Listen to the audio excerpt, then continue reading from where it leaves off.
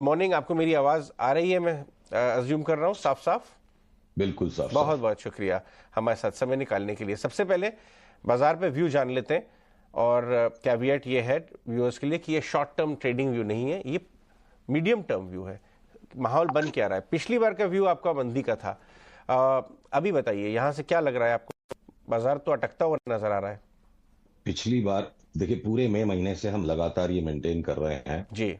कि large caps थक चुके हैं, इनमें एक बड़ा करेक्शन बनेगा और बहुत सारे स्मॉल कैप्स है जो भागते जा रहे हैं।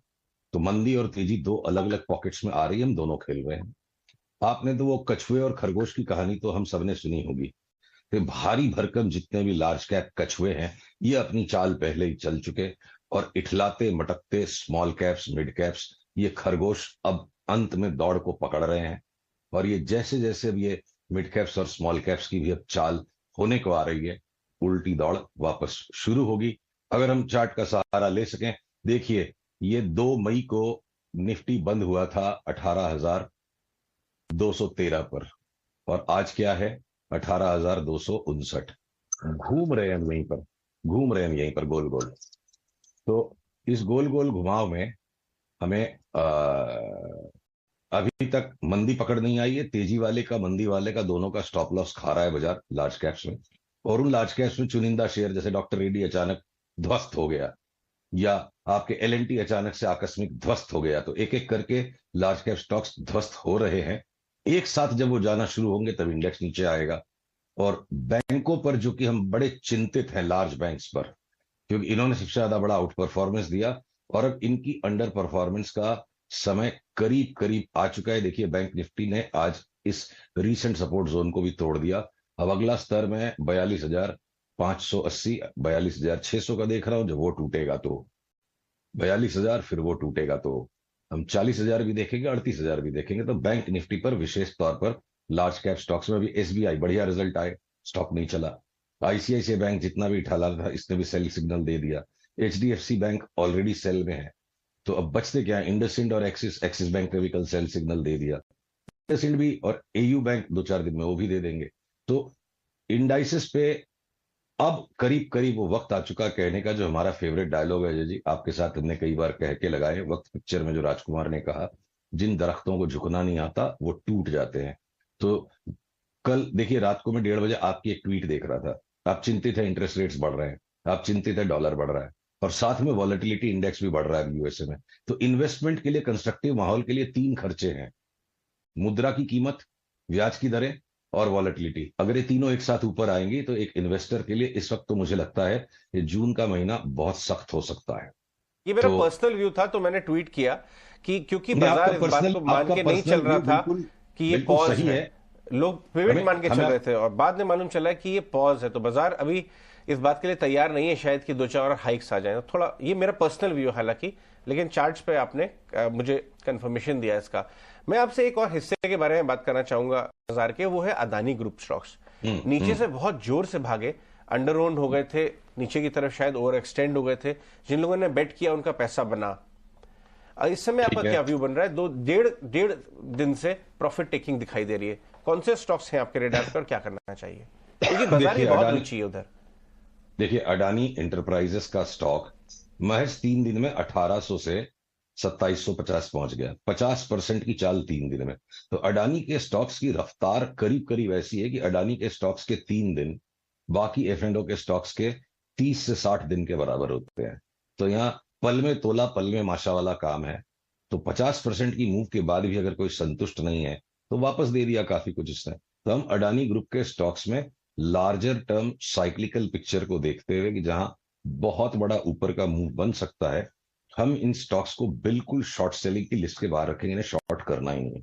आने दो 500 रुपया भी नीचे, हम बार बार लेके बेचेंगे। एक दौर लेके बेचने का चला गया, अब देखते हैं वापस इसमें बाई सिग्नल 2000 पे आएगा अडानी इंटरप्राइजेस पे, या 2200 पे आएगा। जब आएगा तब आएगा। और ये 2-2 4-4 दिन के आपको ट्रेड इसमें मिलेंगे।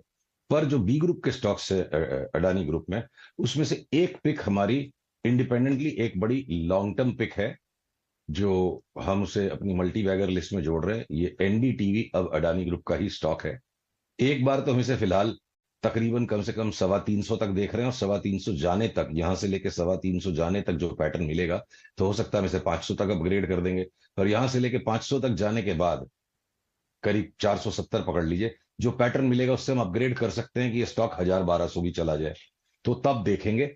और ऐसे भी हम अक्रॉस द बोर्ड मीडिया के सारे स्टॉक्स में अब सॉलिड बाई पैटर्न्स देख रहे हैं।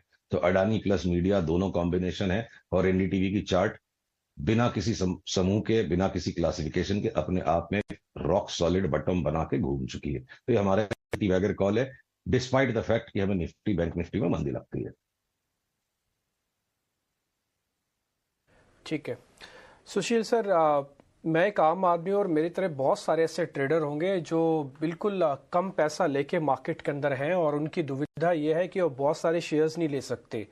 वो एक चीज़ पे ट्रस्ट करते हैं और उसी चीज़ के साथ ही वो काम करना चाहते हैं। मैं आप पे 100% ट्रस्ट करता हूँ। आप अभी कह रहे हैं कि हाँ बैंक निफ्टी नीचे आ जाएगा। सर मैं इतने सारे सौदे ले नहीं पाऊंगा, चेक भी नहीं कर पाऊंगा, मेरे पास और भी 100 काम होंगे। मैं आपके कहे पर मैं बैंक निफ्टी इन स्तरों पर सर शॉर्ट कर दूं? मेरे को लेवल आप 42,800 दिखाएं, उससे नीचे चला जाए, मैं मानता हूं आपकी बात आ जाएंगे।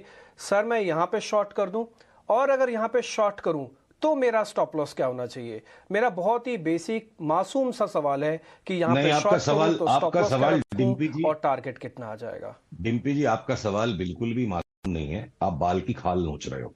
मैं बताता हूं कैसे। आपको एक नंबर बात तो 100% किसी पे भी ट्रस्ट नहीं करना चाहिए, खुद पे भी नहीं करना चाहिए। तो ये मासूमियत नहीं है, ये एक तरह का आलस्य है कि आप सारी जिम्मेदारी किसी और पे डाल दो। दूसरी बात है, ये रिस्क लेने का व्यापार है, यहाँ श्योर शॉट और 100% कुछ भी नहीं है। अब यहां पे मैं बेच दूं तो आपका सवाल है ना, आपकी बर्दाश्त करने की कितनी शक्ति है? 500 पॉइंट की बर्दाश्त है तो यहां पे बेचिए, और जो लोग रोज के डे ट्रेडर है वो रिबाउंड में बेचेंगे।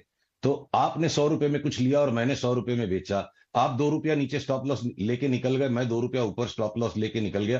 ये दुनिया का सबसे अनोखा बिजनेस है शेयर बाजार में ट्रेडिंग, जहां एक ही टाइम पे दो लोग बिल्कुल उल्टा काम करने के बावजूद दोनों नुकसान करके निकल सकते हैं। तो ये सवाल मासूम नहीं है, ये बाल की खाल नोचने वाला सवाल है। मेरे को 5000 पॉइंट की बैंक निफ्टी में मंदी लगती है, आपसे 500 पॉइंट बर्दाश्त होगा तो आप यहीं का यहीं बेचिए, नहीं तो रिबाउंड में बेचिएगा।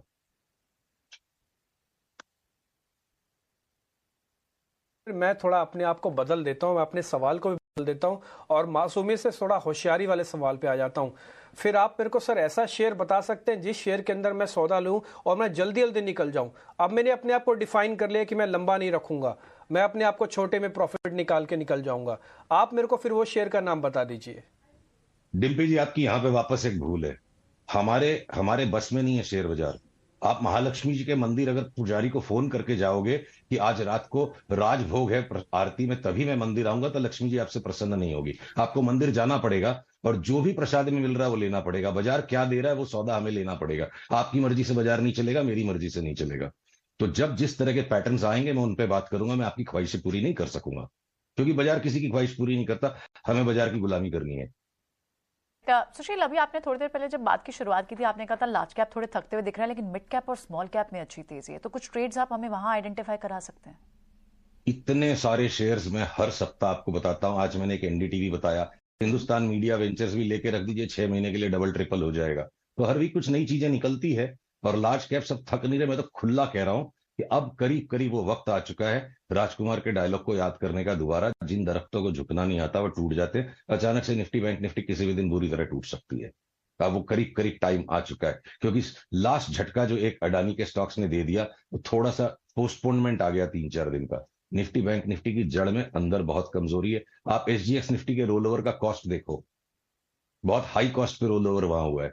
अब आज का यहाँ क्या roll over cost finally settle होता है वो देखो। तो मुझे बस दिन दो एक की बात लगती है, और ये जो वी ग्रुप के स्टॉक्स है ये कोई 7 दिन में 10 दिन में कमाने के स्टॉक्स नहीं है। 10% अगर निफ्टी गिरेगी तो ये भी गिर सकते हैं, पर इनमें आगे का उछाल 50-70% का, तो इसलिए उसमें लेंगे। सारा पैसा बैंक में तो कोई रख नहीं सकता है।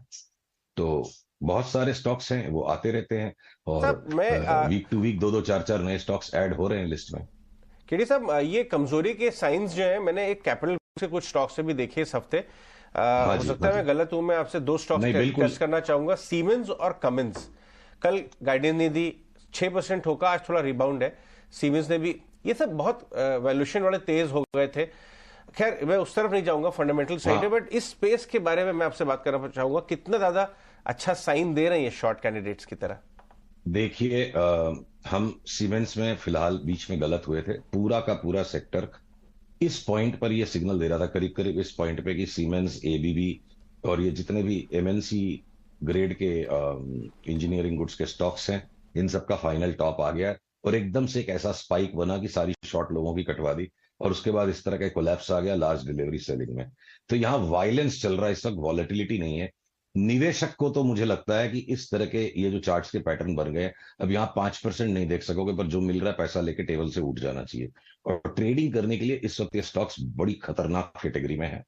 पर ब्रॉडली इनका सबका लॉन्ग टर्म टॉप करीब करीब बन चुका है, और वो आने वाला वक्त दिखाएगा। अभी हम ट्रोल होने के लिए तैयार है, हम हमेशा होते रहते हैं, पर यहां इनको लेके कोई कमा लेगा इसकी संभावना मुझे 1% दिखती है। और बेच के कमाने वाले को अब डिम्पी जी की तरह एकदम वो 2 रुपए का स्टॉप लॉस लगाएगा तो मत करो सौदा। तो थोड़ा धीरज का चौड़ा सौदा कोई करे तो मुझे लगता है इन स्टॉक्स को बेच के ही पैसा बनेगा, अब लेके नहीं बन सकता है।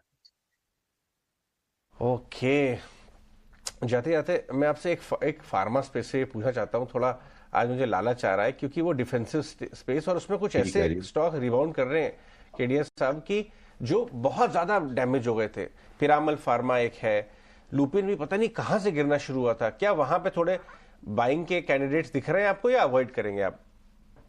देखिए, ये जो बिल्कुल भूले बिसरे गीत हो चुके थे बाजार के, अब जैसे आपने पिरामल फार्मा की बात करी, मैंने आपके सामने ये चार्ट को पुल किया, पिरामल इंटरप्राइज की चार्ट आ रही है। पिरामल फार्मा मुझे नहीं दिख रहा उसका चार्ट। चलिए, पिरामल इंटरप्राइज थोड़ा अलग हो जाता है। तो अभी अभी वक्त है, ये बहुत ओवरसोल्ड है और ये लॉन्ग टर्म बॉटम बना रहे हैं। अब ये मान लीजिए पिरामल इंटरप्राइज को भी आप उसी में गिनो, अगर जब तक ये लाइन को नहीं तोड़ेगा तो मैं इस पे बाइंग नहीं करूंगा। और लुपिन जो है एक्सट्रीम ओवरसोल्ड होके चला था, हमारा इस पे पुराना बाई कॉल भी था। और लुपिन की चार्ट में आप देखो कि अब मुझे लगता है कि लुपिन की एक बार के लिए शॉर्ट टर्म रैली हो गई, मैं यहाँ नहीं फंसूंगा इसको लेकर के। जो जो अक्रॉस द बोर्ड एक बार फार्मा में बड़ी रैली होनी थी, वो 1.5 महीने में पिछले हो चुकी है। अब इन सबको दोबारा हम बड़े पुल बैक के बाद ही देखेंगे, ब्रॉड मार्केट करेक्शन के बाद। मैं चलते चलते आपसे एक शुभेच्छा देना चाहता हूं। आपके कुछ कलीग्स बहुत ही अच्छा काम कर रहे हैं, हम उनकी ट्वीट्स देखते हैं। कल रात को मैं आपकी एक कलीग है सृष्टि शर्मा, उनका ट्वीट देख रहा था। आज उनका जन्मदिन है, उन्हें शुभकामनाएं दीजिएगा। और अब जब वित्तीय पत्रकारिता में भी इतनी गहरी रुचि लेके लोग चार्ट देखना शुरू करते हैं तो हमें लगता है टेक्निकल एनालिसिस के सुनहरे दिन अब शुरू ही हुए। शुक्रिया सुशील जी, आपके शब्दों के लिए बहुत बहुत शुक्रिया। नहीं, हम यहाँ पे स्वदेश में पूरा 360 एनालिसिस का अटेम्प्ट करते हैं। फंडामेंटल की अपनी जगह है, चार्ट्स को रिस्पेक्ट, और मैक्रो एनवायरनमेंट के बिना तो आप काम कर ही नहीं सकते। आप केवल एक लकीर पकड़ के बैठे रहेंगे सब यही चलेगा बाजार में, तो बाजार बड़े ब्रूटल जगह है। ये बात फाइंड आउट करने के लिए ये हमने अपने थोड़े बहुत छोटे मोटे तजुर्बे से सीखा है। बट आप जैसे हमारे जो विशेषज्ञ हैं और पैनलिस्ट हैं काफी ज्यादा वैल्यू ऐड करते हैं। शुक्रिया अपनी बातचीत के लिए और स्टॉक पिक्स के लिए। सो शॉर्ट में